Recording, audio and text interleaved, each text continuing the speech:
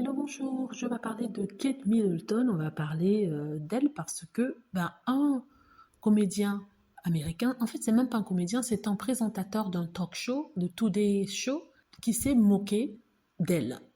Je vous explique pourquoi. Alors, vous savez qu'il y a eu cette nomination par le Times Magazine de la personnalité de l'année, ou la personne de l'année, et le nom de Kate Middleton apparaissait parmi ceux qui avaient été sélectionnés pour ce titre-là, aux côtés de Elon Musk et Trump et Kamala Harris et bien d'autres personnes, n'est-ce pas?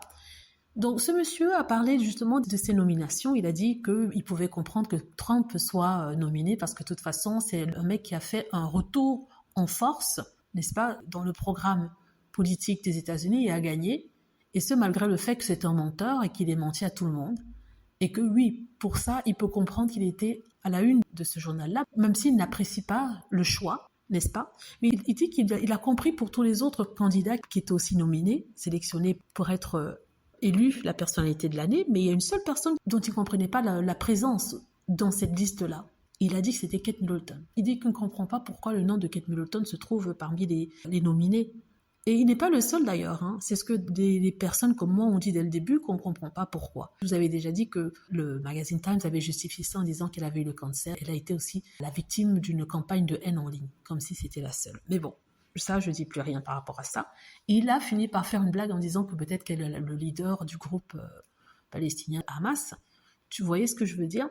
Et c'est une blague qui est passée, les gens se ont bien rigolé, se sont moqués. Vraiment, c'est un moment difficile pour les fans de la famille royale, hein, eux qui sont toujours très sensibles. Mais bizarrement, là, ils n'en ont pas parlé, ce n'est pas passé dans les médias.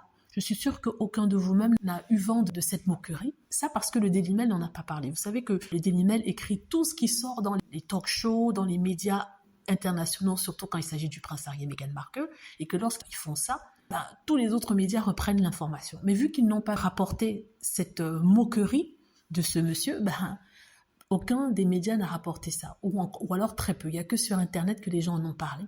Vous voyez ce que je veux dire?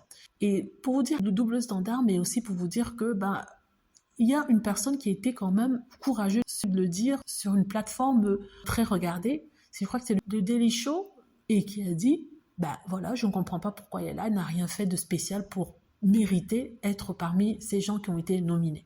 En tout cas, ça m'a bien fait rigoler.